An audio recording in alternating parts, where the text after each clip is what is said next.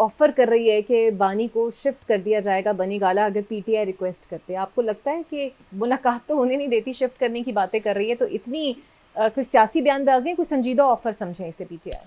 یہ میرے خیال میں ڈاکٹر صاحب کا, طارق فضل صاحب نے فرمایا. ہاں ان کا بیان ہے, لیکن جو مجھے اس بیان کو سن کے پہلی جو ڈائیلاگ ہیں وہ یاد آتے ہیں.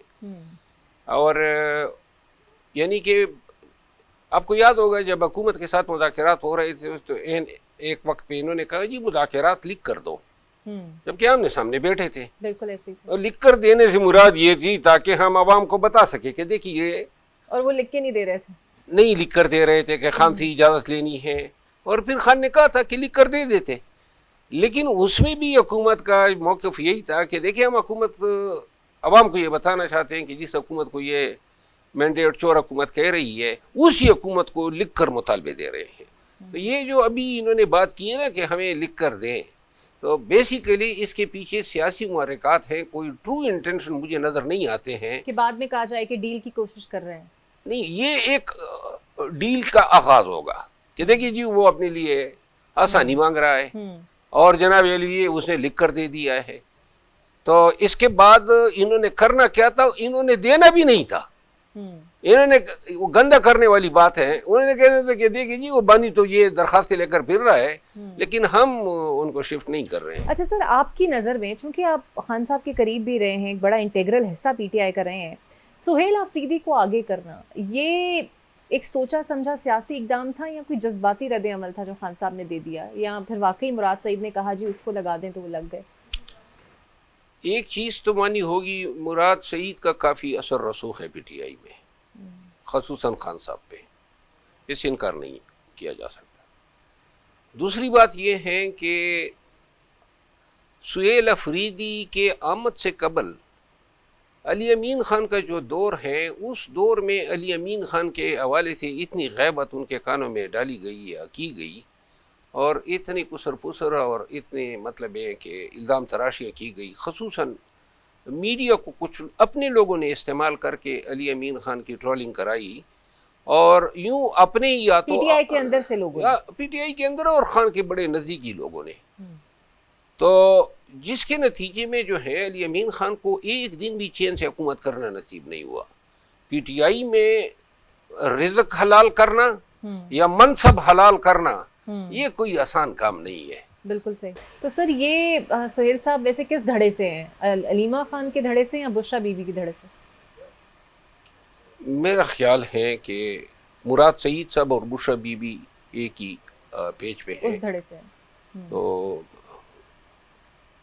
کوشش شاید آئندہ وقت میں سہیل آفریدی پہ بھی اٹیک ہوں گے اپنے لوگوں کی طرف سے. سر تو اب تک وقت کی دیر ہے, کب وار کرتے ہیں. ابھی تو چلے ان کی اتنی ورکنگ ہمارے سامنے نہیں آئی سر, لیکن جتنا بھی ابھی آپ نے ان کو دیکھا ہے لیڈ کرتے ہوئے, تو ہو سکتا ہے ایک عام بہت ہی درینہ کارکن اور اسٹرگلنگ والا کارکن پی ٹی آئی کا خوش نہ ہو ان کی نامزدگی سے. ابھی تک ان کی پروگریس آپ کو کیا ریٹ کرتے ہیں آپ اسے؟ دیکھیں پی ٹی آئی میں یہ معنی نہیں رکھتا ہے, یہ دنیا کی پاکستان کی ایک علیحدہ ایک پارٹی ہے, یہاں معنی نہیں رکھتا ہے کہ کون کتنا پاپولر ہے کون کتنا نہیں ہے.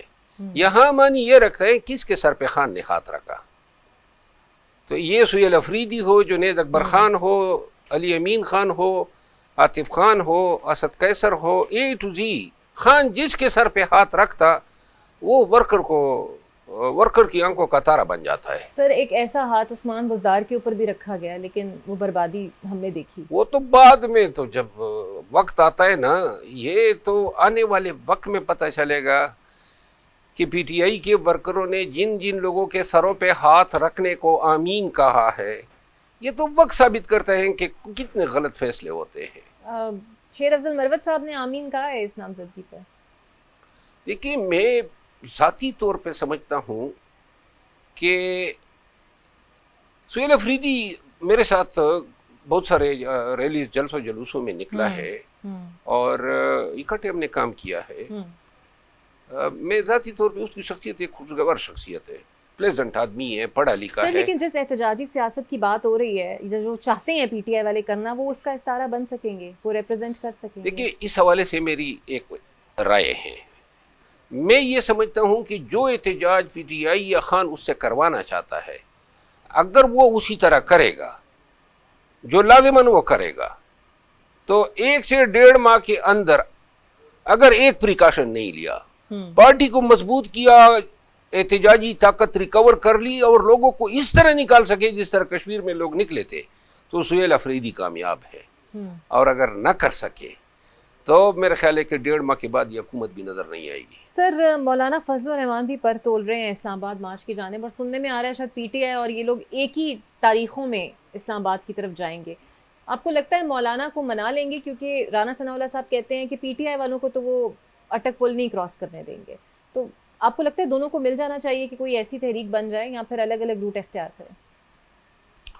میرا خیال ہے دونوں نظر نہیں آئیں گے، نہ پی ٹی آئی کا مارچ نظر آئے گا اور نہ مولانا صاحب کے پر. مولانا صاحب کو رام کر لیں گے اور انہیں اٹک پل پہ روک لیں گے. مولانا صاحب مطلب یہ ہے کہ شاید رام ہونا چاہتے ہیں، تو اس وجہ سے یہ مجھے قطعاً کوئی امید نہیں ہے، نہ مجھے نظر آ رہا ہے کہ نومبر میں کسی بھی پارٹی کا کوئی احتجاج کی اناؤنسمنٹ ہو سکتی ہے.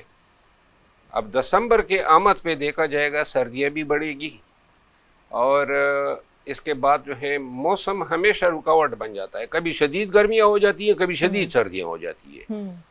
میری ذاتی رائے میں تو میں یہ دیکھ رہا ہوں کہ نہ پی ٹی آئی کی تیاری ہے احتجاج کی فی الوقت، اور نہ جے یو آئی کی، اور جے یو آئی کے پاس جواز ہی نہیں ہے نا. پی ٹی آئی کے پاس تو پھر بھی جواز ہے، جے یو آئی کے پاس کیا جواز ہے؟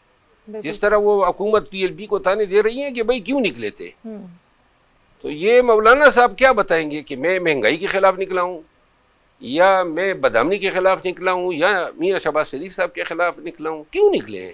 تو یہاں تو قیدیوں کو سیاسی گفتگو کرنے پہ بھی پابندی لگوائی جا رہی ہے، تو اب یہ کیسے ہم ڈیفائن کریں گے کہ کون سا قیدی اگر اکانومی پہ بات کرے وہ گفتگو سیاسی ہے؟ اچھا، میں آپ کے ناظرین کی اطلاع کے لیے عرض کر دوں، یہ کیس میں نے دائر کیا تھا سردار اعجاز اسحاق صاحب کی عدالت میں نے ہی اس قانون کو چیلنج کیا اور میری ریٹ لاؤ ہوئی اور اس پابندی کو عدالت نے کالعدم قرار دیا.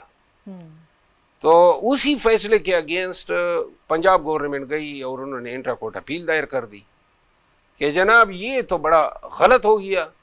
یعنی ایک آدمی سیاسی آدمی ہے، وہ چاہے کسی بھی چارج میں آپ اندر کریں، لیکن جب اس کے پاس لوگ جائیں گے وہ سیاست کی بات کرے گا، وہ کوئی بٹیروں کی لڑائی کی بات کرے گا، یا پھر جناب کوئی صرافوں کی فلکچویشن آف پرائسز کی بات کرے گا. اس وقت عدالت میں یہ دلائل بھی ہم نے دیے تھے نا. یہ اور اس سے کیا منطق ہے، اس کے پیچھے لاجک ریزن رم کیا ہے کہ جناب ایک سیاسی شخص ہے، میاں نواز شریف سب بھی جیل میں تھے نا، 40-50 لوگ جاتے تھے تو وہ جناب بیٹھ کے وہاں پہ کوئی کل پڑا کرتے تھے، سیاسی باتیں ہی ہوا کرتی تھی نا. تو لہٰذا یہ ویسی یہ جو اسلام آباد ہائی کورٹ نے، اور مجھے اس میں کوئی نوٹس بھی نہیں ملا ہے، اچھا نہ مجھے سنا ہے. صحیح، تو آپ اس کو ابھی پرسو کریں گے؟ میرا خیال ہے کہ میں پرسو کروں گا، لیکن مجھے افسوس ہے کہ یہ ایک ایسا فیصلہ تھا آنریبل جج صاحب کا جس سے پاکستان میں انسانی حقوق کی بالادستی اور آزار آزادی جو ہے اظہار کی. صحیح، بہت شکریہ آپ کا شیر افضل